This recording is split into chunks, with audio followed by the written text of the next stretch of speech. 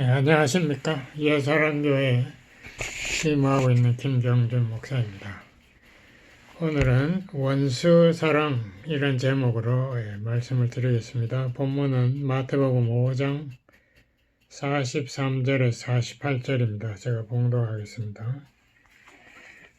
내 이웃을 사랑하고 내 원수를 미워하라 하였다는 것을 너희가 들었으나 나는 너희에게 이르노니 너희 원수를 사랑하며 너희를 핍박하는 자를 위하여 기도하라.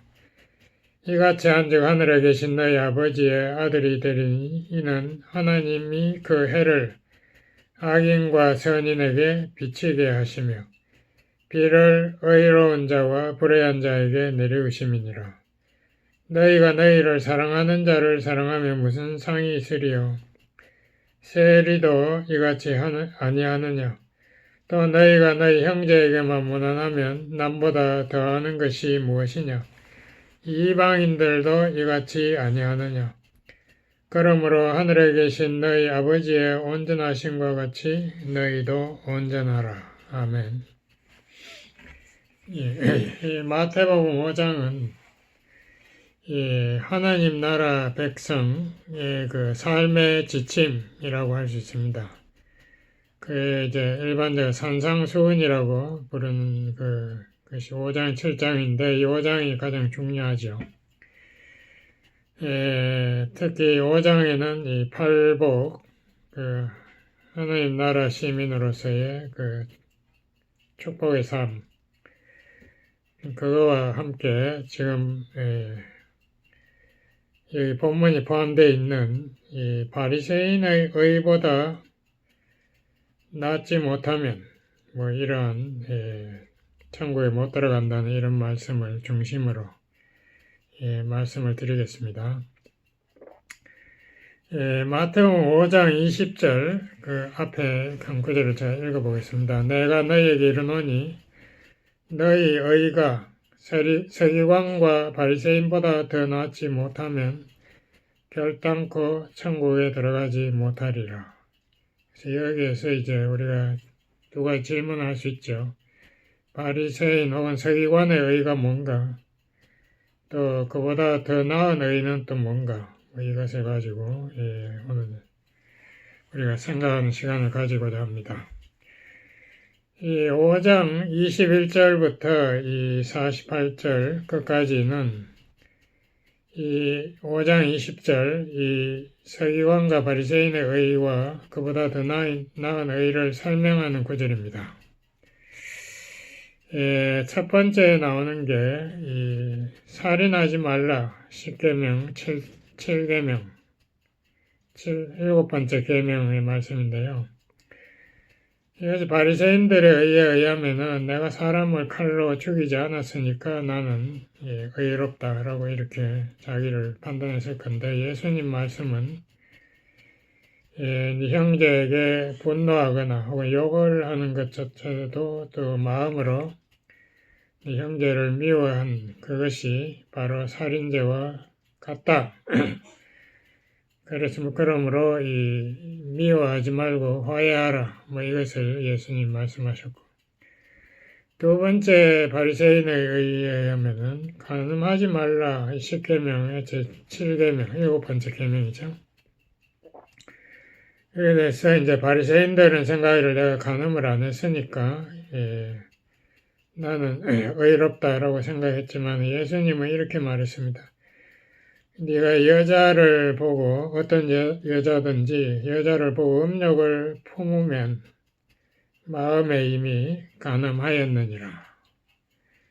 그러니까 내 음란한 눈으로 이렇게 보았다. 그것이 바로 마음에 음욕을 품은 것이고 그것이 바로 간음이다. 이렇게 예수님은 말씀하셨습니다. 그러므로 바리새인의 의를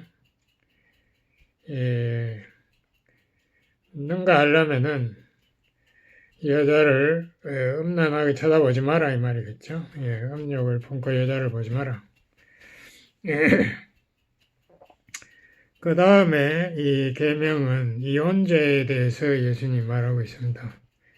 바리새인은 이제 내가 이혼을 안 했으면 나는 의롭다고 생각했을 건데, 여기에서 이제 뭐 이혼했더라도 여기 보면 이혼 증서를 주면 된다 라고 이렇게 해서 이혼했더라도 이혼 증서를 줬으면 나는 괜찮다 라고 이렇게 바리새인은 생각했을 건데, 여기에 대해서 그 당시 이 레바이, 율법 가르치는 교사의 두 가지 부류가 있었습니다.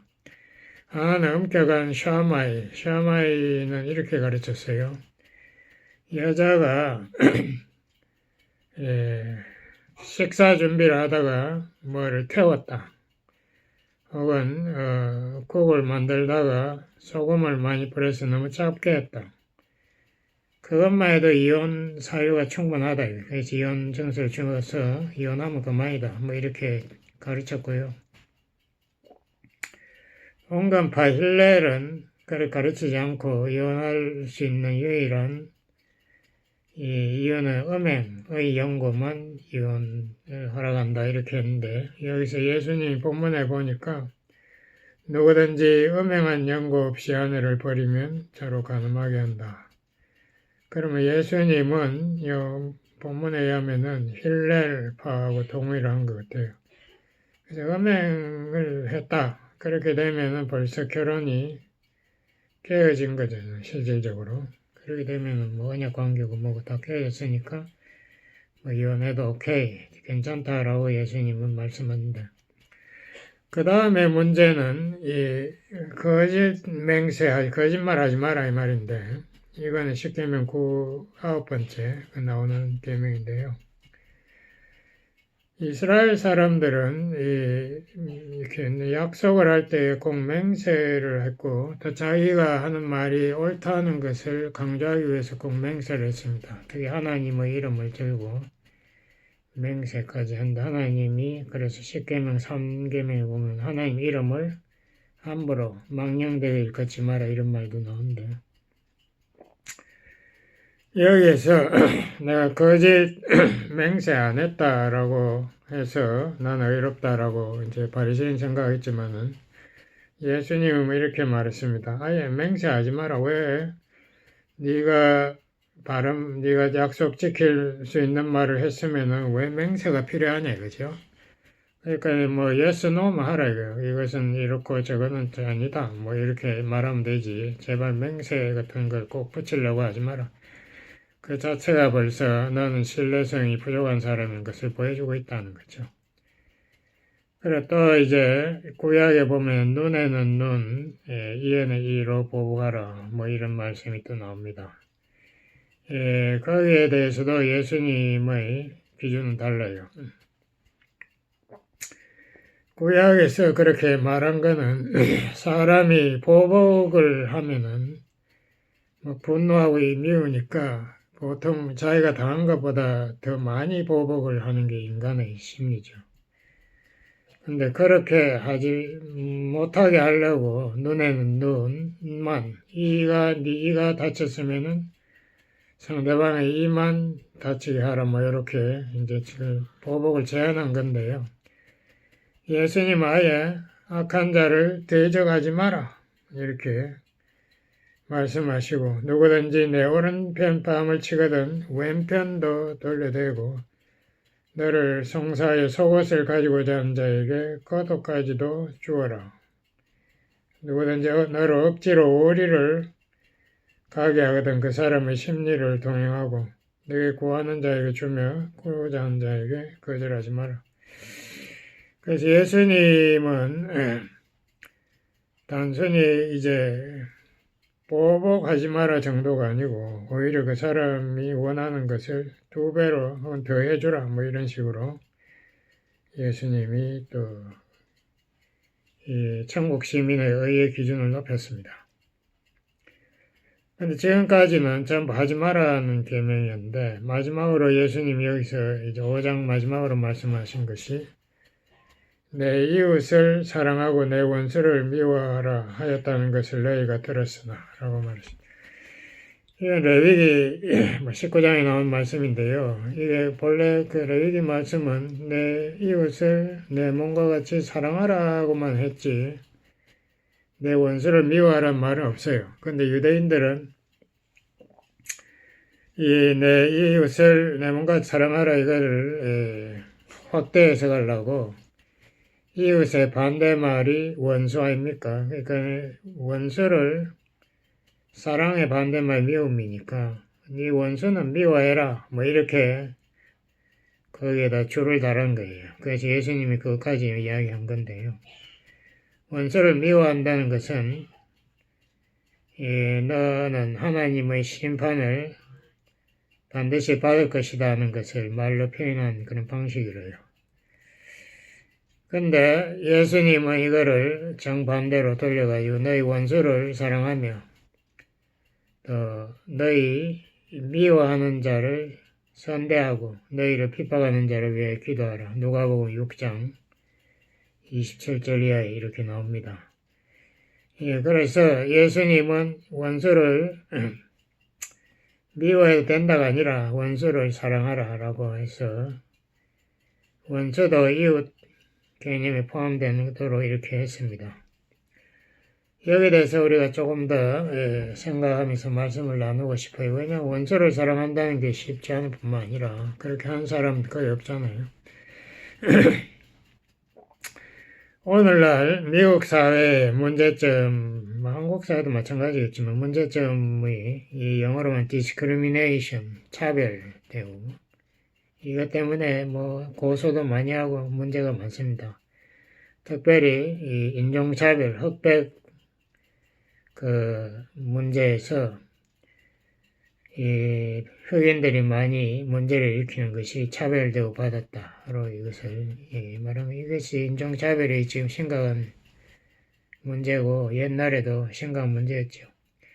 그리고 또 인종차별뿐만 아니라 요새는 이제 성차별, 남녀 간에 서로 특히 여성에게 차별했다. 특히 직장에서 월급을 적게 준다든가 뭐 이런 것을 성차별. 뭐 그 외에 차별이 얼마든지 있죠. 빈부 차별도 있고 또 불구자에 대한 차별, 뭐 하여튼 여러 가지 차별도 심지어는 이 동성연애 호모섹스들이 차별당한다고 야단적이지 않습니까? 요새 얼마나 시끄러운지 몰라요. 뭐 그러한 여러 가지 차별의 문제. 여기에 대해서 하나님은 어떤가? 예수님이 이렇게 말해요. 하나님은 햇빛을 악인과 선인에게 다 비춰주신다. 그러니까 악인에게는 그늘을 지게 해서 햇빛이 못 비치게 그렇게 하지 않는다. 다 비춰주고 또 비도 의인과 불의한 자에게 다 내려주신다. 하나님은 차별도가 없다. 이것을 요한복음 3장 16절에서 하나님이 그 성경이 잘 말하고 있죠. 누구든지 그리스도를 믿으면 구세주로 믿으면 멸망치 않고 영생을 한다. 여기서 누구든지 이것은 차별 없다는 거죠. 옛날에 실화인데요. 미국 해병이 저희 집에서 이제 식사를 하는데 그 집에는 항상 그게 습관이 돼 있어요. 식사 위에는 성경 구절 하나씩 암송하고 먹게 됩니다. 그 해병의 3살 난 딸아이가 이 구절을 암송을 하는데 이 모든 자랑 영어로 whosoever 그 말이 좀 길지 않습니까? 딸이 그 말을 잘 못해가지고 몇 번 되풀이하는 거예요. 그 해병이 가만히 듣다가 잘 깨달았어요. 제 딸이 제가 내한테 그 이야기를 하는구나. 그래서 저걸 자꾸 되풀이하는구나. 깨닫고 그 whosoever 누구든지가 바로 자기를 향해서 하는 말이라는 것을 깨달았습니다. 그래서 나도 예수님을 구세주로 믿으면 하나님의 사랑을 받고 영생을 얻는다는 것을 깨닫고 그래서 이제 예수를 믿기로 작정했다. 그 사람이 아주 훌륭한 하나님의 일꾼이 되었습니다. 그리고 예수님은 너희 성부가 완전하심같이 너희도 완전하라. 그러기 위해서는 원수도 사랑하라. 라고 이 마태복음 5장에서 말하고 있습니다. 그러니까 우리가 원수를 사랑하지 못한다는 것은 하나님의 성품을 담지 않았다는 그런 아주 중대한 문제가 여기 나와 있습니다. 이 원수 사랑에 대해서 예수님이 아주 유명한 비유를 말씀하셨습니다. 이 누가복음 10장 25절 이후에 보면은 선한 사마리아인의 비유가 나오지 않습니까? 그 배경을 제가 읽어보겠습니다. 어떤 율법사가 일어나 예수를 시험하여 가로되, 율법사라는 것은 그 당시 서기관이나 혹은 랩비 선생님 그런 사람을 다 합쳐가지고 율법사라. 그러니까 성경 전문가, 율법의 전문가였지. 율법사가 일어나 예수를 시험하여 가로되. 그러니까 32살 먹은 젊은 예수 목수 출신, 학교도 안 다니시니 뭘 알겠나. 그래서 예수를 내가 한번 시험해보지. 한국말, 영어로 하면 테스트, 시험 한번 해보자. 그래서 질문을 던진 거예요. 선생님, 그 일부러 예수한테 선생님이라고 부르면서 내가 무엇을 하여야 영생을 얻으리까? 예수께서 이르시되 율법에 무엇이라 기록되었으면 내가 어떻게 읽느냐? 대답하여 가로되 내 마음을 다하여 목숨을 다하며 힘을 다하며 뜻을 다하여 주 너의 하나님을 사랑하고 또한 내 이웃을 내 몸과 같이 사랑하라 하였나이다. 예수께서 이르시되 내 대답이 옳도다. 대답 맞게 잘했다 이 말. 이를 행하라. 그러면 살리라 하시니 이 사람이 자기를 옳게 보이려고 예수께 여짜오되 그러면 내 이웃이 누구니까? 여기선 이 율법사의 이 질문은 자기가 몰라서 질문한 거 아닙니다. 이거 대답 쫙 하잖아요. 자기 다 알면서도 예수를 시험해보겠다는 거지. 예수 네가 뭐 아나? 질문에 한번 대답해봐라. 중요한 질문. 근데 질문이 잘못됐어요. 내가 무엇을 하여야 영생을 얻으리까? 이것은 자기는 자격이 있다는 그런 자신감을 내포한 질문입니다. 나 다 알고 있고 또 내가 그것에 자격이 다 소유하고 있다. 너는 그것을 아나? 뭐 이런 질문으로 우리가 해석하면 좋겠습니다. 그러니까 예수님이 이제 오히려 율법사가 소유 다 알고 질문한 거 아니까 그 율법의 전체 요약이 뭐냐? 마태복음 강령이랑 그 율법을 떠받쳐 있는 그 중대 기준이 뭔가? 그에 대해서 하나님을 내 생명보다 더 사랑하고 내 이웃을 내 생명같이 사랑하라. 이것이 율법의 요약이고 율법의 그 정신, 원칙이다 라고 율법사가 똑똑하게 이야기했어요. 그 성경을 아주 잘 아는 사람이죠. 그때에 예수께서 너희를 지식적으로 말하면 안 되고 너의 삶에 실천해봐라. 그래야 네가 영생을 얻는다라고 하니까 이 사람 또 예수님을 시험 테스트 하려고 그러면 내 이웃이 누구니까 이렇게 물었습니다. 근데 이 질문이 제가 보기에는 다분히 자기중심적인 질문입니다. 내가 이 원이 있다면 원의 중심에 있고 그 원 주위에 이웃들이 있는데 이 사람들이 누가 요 안에 원 안에 들어올 수 있고 또 누구는 못 들어오는 그게 기준이 뭐냐 이거 지금 묻는 거예요. 그러니까 여기에서 중심은 내죠. 내가 내 이웃을 고른다 이거예요. 내 마음에 들면 이웃이고 내가 마음에 안 들면은 원 밖으로 쫓아내겠다는 그런 이야기죠. 유대인들의 이웃 개념이 이렇대요. 자기에게 잘하고 그러니까 자기가 마음에 들고 자기가 친하고 자기에게 사랑스러운 자 그게 이웃이네. 그런 사람 뭐 사랑하는 게 별로 어렵지 않잖아요. 그럼 뭐 이웃 사랑하라는 게 별거 아니잖아요. 거기에 이제 예수님이 그 해석이 틀렸다는 것을 지금 보여주기 위해서 선한 사마리아인 비유를 말씀하셨습니다. 여기 배경을 제가 조금 말씀드리면은 유대인과 사마리아인은 진짜 원수였어요. 그러니까 옛날에 이 유다가 바벨론에 멸망해서 그 성전이 불탔는데, 그때 유대인들이 이제 포로로 잡혀갔다가 결국 바벨론이 그 페르시아 그 바사 왕국에 멸망당하니까 이제 바사 왕이 고레스가 유대인 포로들 돌아가라, 본국에 돌아가서 너 성전도 짓고 해라, 뭐 이렇게 했습니다. 그래야 그 사람들 기도해야 바사 왕도 잘 된다고 믿어. 그러니까 옛날 왕들이 그렇게 믿었어요. 많은 사람들이 기도해주면 자기 더 잘 된다.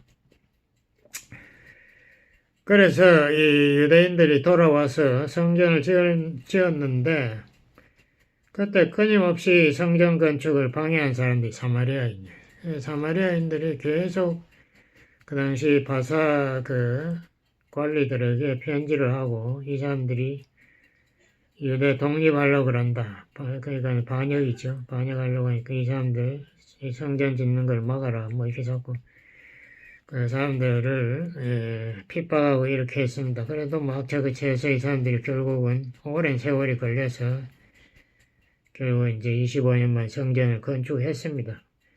근데 성전 건축하고 나서 유대인들이 사마리아인이 미우니까 성전에 아예 못 들어오게, 뭐 사마리아인은 또 피가 순수 유대인이 아니지 않습니까? 혼혈이니까.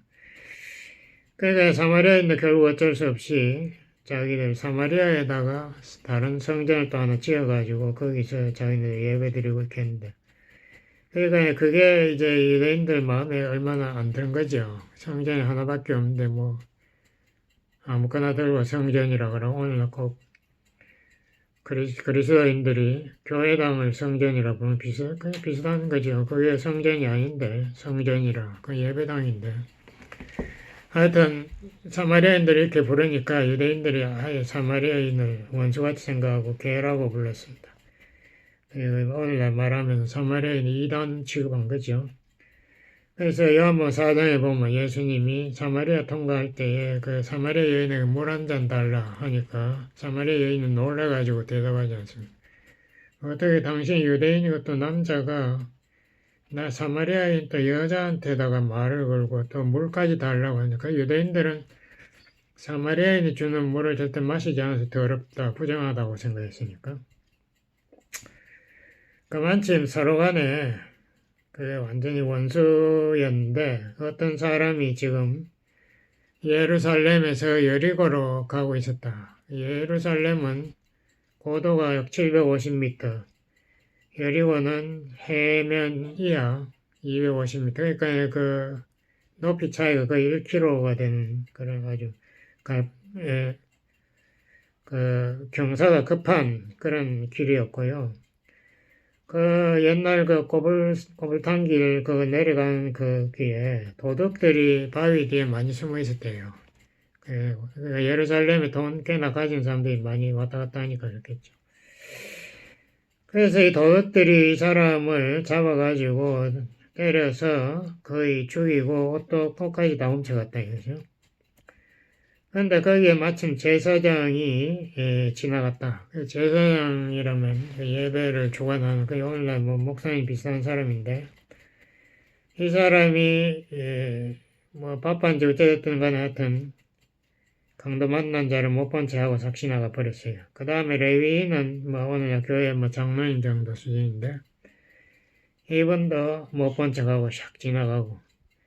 근데 세 번째로 그 사람들이 유대인들이 미워하는 사마리아인이 지나가다가 그를 발견하고 그를 불쌍히 여겼다. 그래서 기름은 통증을 옛날 제가 이야기로 썼대요. 그리고 포도주는 이제 우리가 알다시피 알코올이 있으니까 소독이 되니까 상처에 부었다. 그리고 쌈해 주고 자기 나귀에 태워서 주막집에 데려다가 갖다 놓고 돌봤다. 그리고 그 다음날 이 신의 사본에 보면 그 다음날 새벽에 일어났다 이랬어요. 왜냐면 이 사람이 사업하는 사람 같아. 뭐 바쁘니까 새벽에 일어나서 주막 주인을 불러가지고 데나리온 그게 이 석박비로 한 2개월치 된대요. 이거 상당한 돈이죠. 그걸 주고 이 사람 돌봐달라. 그리고 이 사람 돌보는데 돈이 더 들었으면 내가 돌아올 때에 갚겠다. 이렇게까지 아주 철저한 책임의식도 보이면서 굉장히 이 사람이 철저하게 이 사람을 돌봐주었다. 바쁜 그 가정에서도 자기의 시간을 쪼개서 이렇게 그래서 예수님이 이 율법사의 이모로서의 이 사람들 중에 세 사람 중에 누가 강도 만난 자의 이웃이 되겠는가? 예수님의 이 질문은 굉장히 심오한 질문입니다.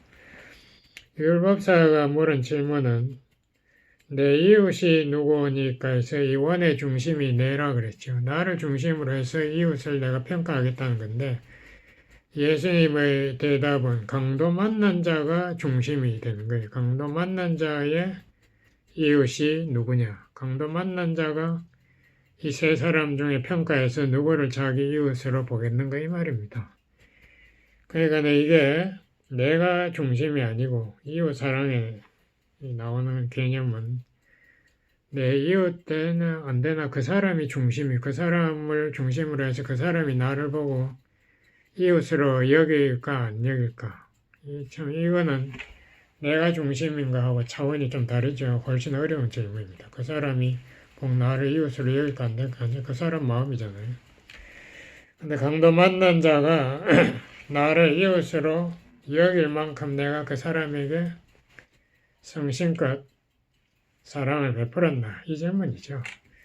그러니까 이 질문은 예수님의 말은 그냥 우리의 질문에 그냥 단답식으로 대답 이렇지 않습니다. 예수님은 그 말씀이 굉장히 깊기 때문에 뭐 데나리온을 세금을 바쳐야 되냐 안 바쳐 그것도 보면 굉장히 심오한 대답을 하신다. 우리가 예수님의 말씀은 우리 깊이 생각해야 돼요. 그래 간단하게 그냥 뭐 이건 이거고 저건 저거가 아닙니다. 우리로 하여금 깊이 생각하고 내 자신을 돌아보게 하는 그런 말씀, 이것도 그런 말씀이에요. 그렇기 때문에 예수님은 제가 보기에는 인간으로 취급하고 싶지 않아. 인간이 웬만하면 똑똑해도 이렇게 순간적으로 그 말을 확 바꿔가지고 이렇게 말씀하는 능력이 있는 분이 지혜로운 분이죠. 그리고 인간의 마음을 깊이 읽는 사람이에요. 예수님의 질문은 누가 내 마음에 드는가라는 그런 질문이 아니고 누가 나의 도움이 필요한가, 누가 나의 사랑을 필요로 하는가 이러한 차원의 질문입니다.